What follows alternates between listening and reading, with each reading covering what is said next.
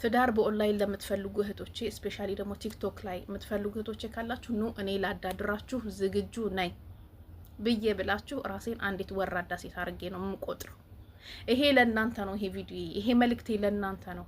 ኦንላይን ላይ ገብታችሁ ቲክቶክ ላይ ገብታችሁ ትዳር የምትመርጡ እህቶቼ እናንተ እንደዚህ ተደርድራችሁ እሱ መስፈርት አስቀምጦ ፒክ የሚያደርግሽ ሴት ካለሽ ሐቂቀተን በሌላው ዓለም ወይም በሌላው እምነት ህይወታቸውን ለማሸነፍ ብለው እነዚህ ተደርድረው ራሳቸውን የሚሸጡ ሴቶች ጋር የሚለያይ ነገር የለውም። ስም ነው እንጂ የሚለያየው የሐላል ከቨር ነው እንጂ የሚሰጠው። ለኔ እንደዛ ነው የሆነ በጣም ስለ ቆጨቆጨኝ ነው።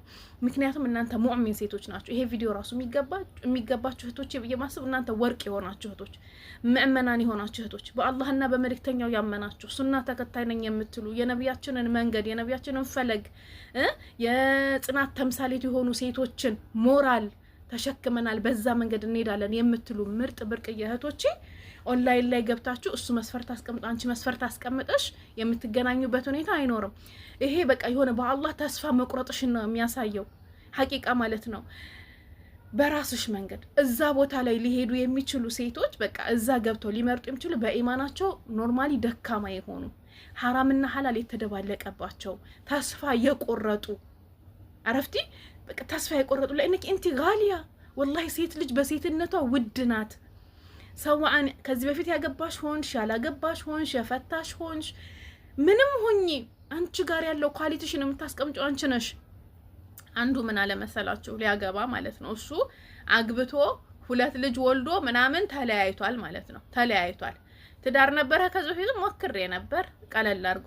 አሁን የምታገባ ሴትስ ልጅ ቢኖራት ሲለው ኖ ልጅ አይኖራት። ከስንት ዓመት እስከ ስንት ዓመት? ከ20 ዓመት እስከ 23 ዓመት ነው የምፈልገው። የምትሰራ ቢሆን ይመረጣል። እነዚህ ሌቦች ናቸው። ይሄ ምድረ ጫቃሚ ገብቶ ነው እኮ ቲክቶክ ላይ ሚስት የሚመርጠው። ምንም ሰላቱን እንኳን አስተካክሎ የማይሰግድ ሰው ነው ቲክቶክ ላይ ገብቶ ትዳር አገናኙኝ ብሎ የሚመርጠው። እንዴት ነው አንቺ ለዛ ሸቀጥ የምትሆኝ? እንደዚህ አይነት ሀታለው እንደዚህ የዲን ሰዎች ነን ብለው መስለው ጺማቸውን አንጀርግገው ቢገቡ ሌቦች ናቸው። ሐቂቃ ማለት ነው ሌቦች ናቸው። የራሳቸውን ስሜት አራማጆች ናቸው። እነሱ በዛ መልኩ መርጠው አያገቡም። እመኝኝ።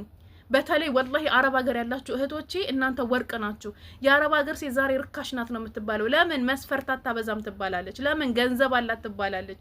ገንዘብ አትፈልግም ትባላለች። ያ ማለት ግን ክብሯን አትፈልግም ማለት አይደለም። ወራዳ ናት ማለት አይደለም። እና እንደው አዳራችሁን ሐባይቢ ትዳርን ስትጠብቁ ከአላህ ጠብቁ። አላህ እንጂ ማንንም አይሰጥም። እንደኛ ብልሃት፣ እንደኛ እውቀት፣ እንደኛ ቁንጅና፣ እንደኛ ምናምን ምንም የሚገኝ ነገር የለም። ወላሂ ጠብ አይልም። ጠብ የሚል ነገር